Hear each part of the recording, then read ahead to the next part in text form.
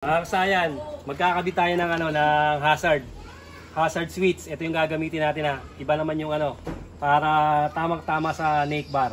Dito natin siya ilalagay.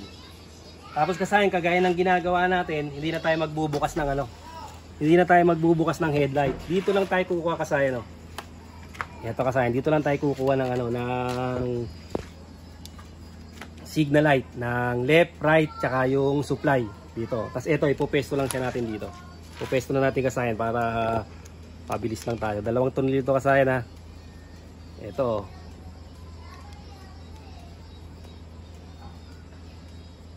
Dito lang siya nakalagay. Para maganda yung pinakapindutan niya. Ayun yung sign ng hazard. In-order lang daw ito ng natin, kasayan natin na nagpapagawa. In-order lang daw yun sa kay Shopee. Sa halagang Pre, magkano mo dito? Score mo dito sa sa gagamitin nating hazard? 99. Oh, 99, wala pang 100 pesos. Tama-tama sa mga neck bar, dito natin siya ilalagay. Ito siya Op, yeah. Pre, anong gusto mong forma niyang tingnan niya. Medyo hindi siya aabot ng konti pala. Natin sa gilid na gilid. Hindi pwede. Kailangan nakalutang siya. Medyo siya dito, parang di yata masyadong bilog dito. Ay, hindi. Parang tingnan mo. Para parang kailangan pa natin mag-asa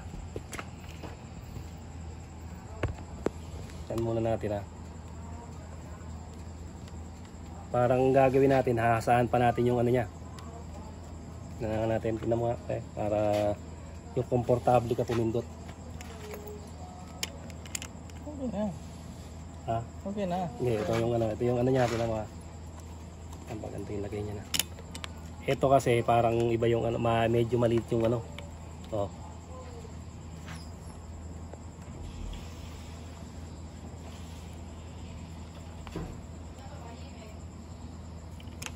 Kung babawasan natin dito. Kasi hindi aabot yung tornilyo. Ay, hindi aabot. Pag nilagay natin na ganon, medyo bangga pala siya sa kabila kaya natin.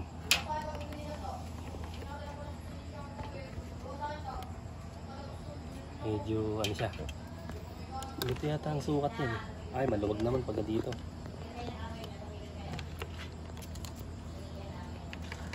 Hindi ba pangitig ng pag nandito? Hindi ba siya pangitig ng pag nandito? Hindi naman siya pangit. Okay lang ba siya? Tingnan natin. Hindi, hanggang dito lang siya Hanggang dito lang pwede niyang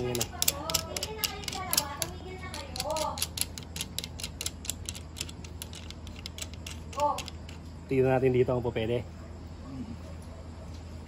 Talagang nakaka-stress na.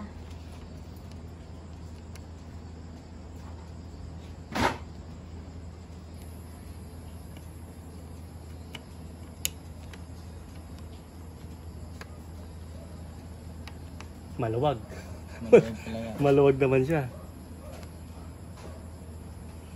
Gusto mo subukan natin? Hasain na lang natin. Oo. Babalikan namin kayo sa asahin muna namin to para lumuwag yung paglalagyan natin ng para malagay natin sa bar niya. Kasayan, ito, dito lang natin siya nilagay. Pero kung dito kasayan na kailangan niyo siyang asahin. Nilagyan niya lang na ng goma na interior para masikip dito niya na pinalagay. Ngayon kasayan, dito lang tayo kukuha ng dito lang tayo kukuha ng wirings. Yung tatlo yung light blue, orange, saka ng gray. Dito na lang para hindi na tayo papasok sa loob. Hindi na tayo magdaduktong pa ng ibang mga wire.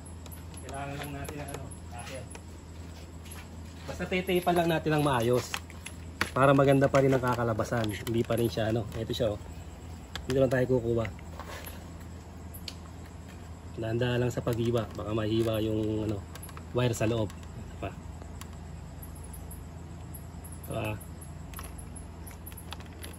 Dito rin yung tumbukan niya. Tutumbukin na kagad natin yung ano, yung signal light. Babalik lang din natin ng ayos ang pag-ano, pagtitape para hindi pa rin siya tignan. Maganda pa rin siyang tignan. So,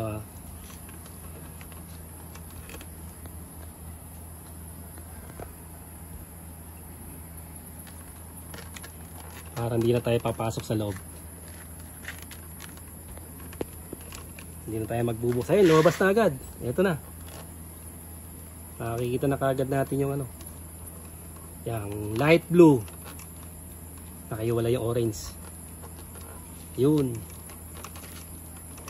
Ito na kagad. Iwalay na kagad natin yung tatlo.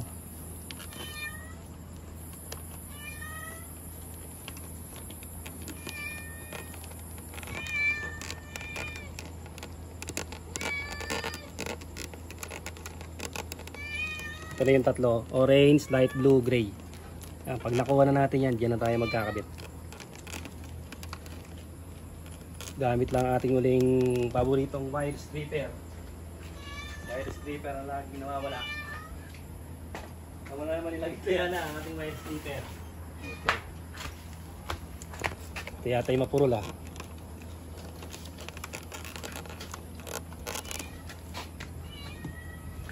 Unahin na natin yung orange. Ito yung orange natin ha. Dahan-dahan lang. Baka mamaya mapasobra. Tapos wag lang natin pagtapat-tapatin para kahit matanggal yung tape hindi siya magdidikit. Sunod natin yung light blue.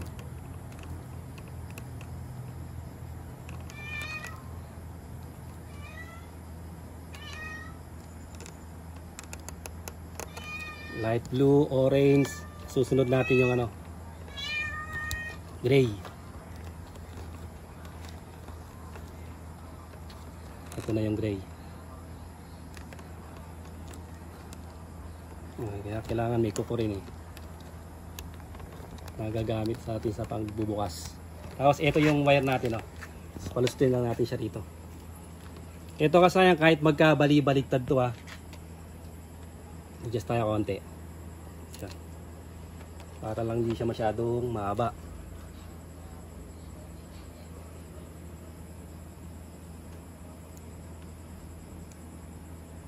Medyo matigas yung ano niya. Baka sumama yung wire. Tingnan natin kasi kung maganda yung wire nitong ano na to itong gantong ano, hazard. Yan ko sa inyo kung okay yung wire niya. Parang ano siya, parang manipis siya yun sa ano, yung sa three-way switch.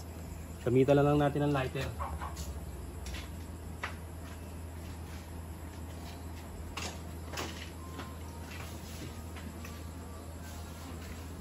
Ayan yung lighter natin.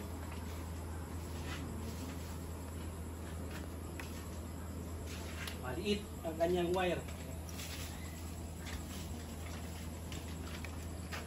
Uy, wala. Pipilitan tayo mag-cut. Konti-konti lang. Tansyahin lang natin yung wire.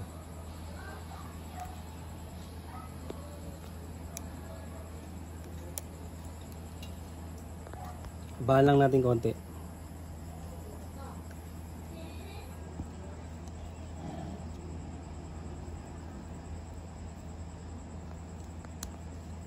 Nakapalit na ulit tayo ng wire stripper. Medyo maano na.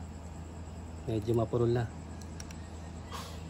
Pinamputol kasi ni Diana ng alambre. Kaya ano.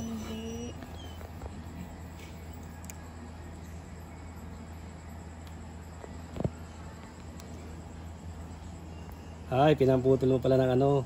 Nagkabit tayo ng double contact signal light. Masaya na kahit magkabali-baligtad. Kahit magbaliktaran.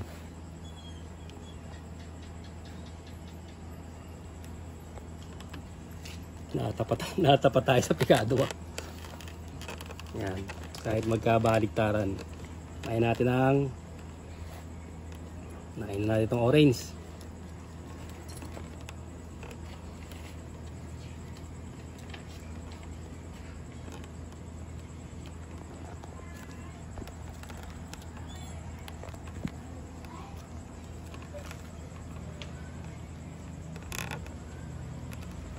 Busy pa kasi yung ano nito, yung may-ari nitong Supremo na to. Pero susunod ipa-power up natin to. Gagamitan natin to ng power up lines method ni Kabekis natin. Busy pa sa work.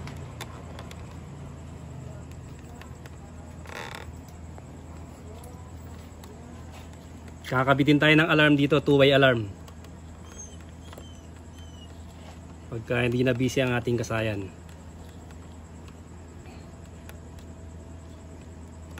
Kasayan ha. Nalagyan na natin yung signal light supply at saka yung signal light sa kaliwa. Tapos yung light blue signal light sa kanan.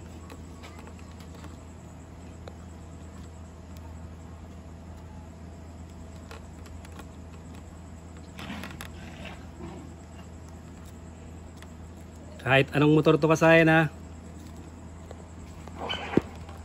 Tumbukin nyo na lang kagad yung pinakalagayan nyo ng signal light.